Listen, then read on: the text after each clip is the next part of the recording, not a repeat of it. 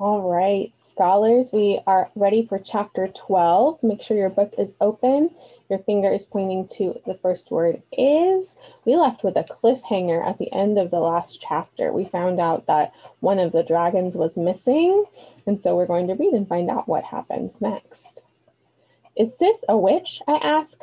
Ma shakes her head. There are different roles. There are different roles here in the realm of magic. Sis is a guardian, and she takes her job very seriously. She isn't angry with you, by the way. Could have fooled me, I mumble. Oops. She's mad at herself for trusting us with something so precious. We all failed her, not just you. That makes me feel a little bit better. I take a deep breath and say, Ma, can I give you a hug? Of course you can, she cries before wrapping her arms around me. I hold on tight for a long time. Then I step back and say, I'm sorry about not delivering all the dragons, but I sure am glad you're okay. Ma runs her thumb along my untamable eyebrows. Why wouldn't I be? Ma asks. You were attacked. I saw something charging straight at you. What else did you see? Wow. I pause and try to remember just what I saw from inside the transporter. The leaves behind you were shaking, and there was a loud roar. And then you closed the door, and the transporter took me back to Brooklyn. I try to sound respectful, but Ma must hear the resentment in my voice, because she says, You understand why I did that, right? You probably wanted to protect the dragons, I say. And? I sigh. And I guess you wanted to protect me too, but I didn't want to go back to Brooklyn. Sure you did. That's why the transporter sent you home. It reads your intentions, remember? Ma starts walking down the road and I trail after her. But I was supposed to help you. I guess you don't want me to be your apprentice anymore, I say sullenly. When did I say that? Ma barks angrily. The first thing you got to learn if you're going to work with me, Jax, is how to follow orders. When I say go, you go. Understand? Yes, ma'am. You did exactly what I needed you to do, and that helped a lot. Even though I just got yelled at, I feel a smile tugging at the corners of my mouth. Maybe I haven't lost my dream job after all. For a while, we walk in silence. The baobab trees tower over us, and I start to feel their soothing energy settling over me. Ambrose said you wouldn't have sent me back without a plan. Ma laughs. Did that make you feel better? I nod, and Ma says, Then I'm glad Bro told you that. But the truth is, Jax, in this line of work, sometimes you don't have time to make a plan. Sometimes you just have to use whatever you've got to do whatever you can. Now, I'm not going to stand here and tell you I was happy to see that dinosaur coming straight at me. Ugly as sin it was, with more teeth than I could count. My eyes grow wide as I imagine Ma having to face the most ferocious dinosaur of all. A T-Rex? I doubt I'd be talking to you right now if a T-Rex had popped out of the bushes. No, it was a lot smaller than that, but it walked the same way and had a funny kind of flap on the top of its head. I made a mental note to ask Vic what kind of dinosaur that might be. Then I ask, So what did you do?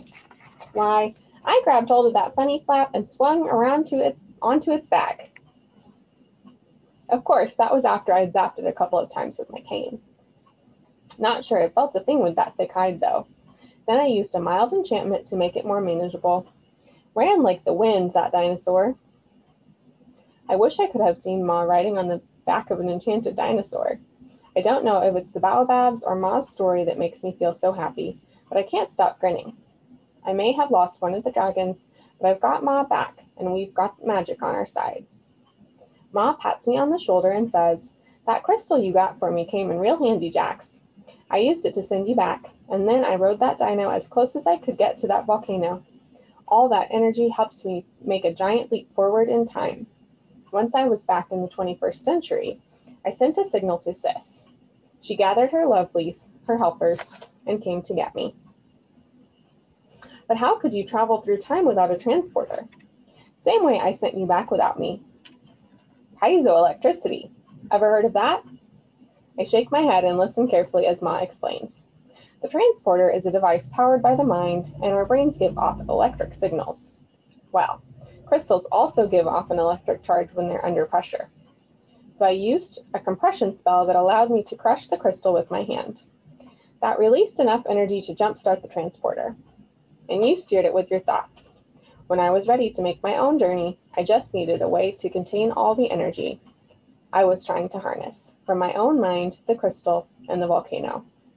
So I found a hollowed out tree, used my compass to set the right coordinates, and then I got lucky. I look ahead and see that Sis is waiting for us next to the guardhouse. At least a dozen butterflies circle her head and shoulders, wrapping her in a rainbow veil. The dragon must be returned home, Sis says solemnly. The girl is no thief. She now feels bound to the dragon just as it feels bound to her. But those dragons, all of them, belong here, with me. They do not belong in your world.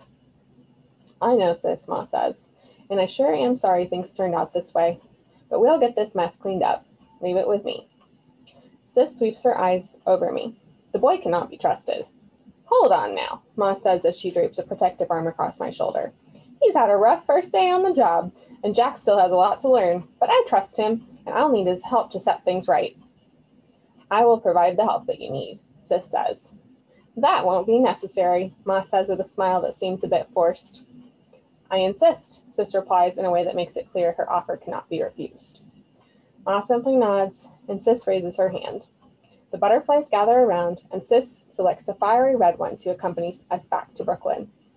I watch as she cradles the butterfly in the palm of her hand, whispering instructions that Ma and I can't hear. The other butterflies wheel away on the breeze, and then the red one flits from Sis to me. Hold out your hand, Ma says. I do as I'm told, and the red butterfly settles in my palm. I don't see how a flimsy butterfly is going to help us transport a fast-growing dragon, but Ma and Sis must know something I don't. Sis runs her hands over Ma's neatly braided hair and says, Remember your promise. When you return, you will stay. For a moment, Ma says nothing, and part of me hopes she'll refuse. How will I learn all there is to know about magic if Ma retires so soon? But after a few more seconds, Ma finally nods. Sis opens her arms, and Ma steps into a hug that lasts a long time. I look at the peaceful smile on Ma's face and wonder if that's how I look when Mama holds me. Finally, Ma and Sis pull apart. Ma goes over to the guardhouse and opens the door. I try to follow her, but Sis blocks my way.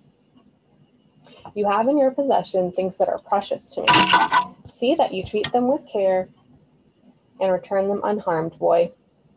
My name's Jax, I tell her in my most respectful voice, and I won't let you down, Sis. I'm not sure why, but I decide to add, I promise. One of Sis's eyebrows goes up in surprise. A promise in this realm carries real weight, Jax. It means a lot in my world, too, I tell her. Sis looks down at me, and I think I can see something in her eye that wasn't there before. Respect. She steps aside, and I squeeze past Ma to stand inside the guardhouse. To my surprise, the butterfly's red wings start to pulse with light as they slowly open and close. Maybe this little helper will come in handy after all. Until we meet again, I hear Sis say. Then the door closes, and Ma places her hand on my shoulders. Ready, Jax? She says. Ready, Ma, I reply. The guardhouse shudders and then shoots upwards and takes us back to Brooklyn. All right, that is the end of chapter 12. When you go onto Schoology today, you're going to answer the questions, thinking about how did Jax feel when he was first dropped off at Ma's at the very beginning of the book? How was he feeling? And how did Ma feel when Jax first got to the apartment at the very beginning of the book? And then how has Jax and Ma's relationship changed from the beginning of the novel to now? So we'll answer those questions on Schoology and meet back here tomorrow for chapter 13, our final chapter of the book. Put your bookmarks in your book and go work on those questions on Schoology.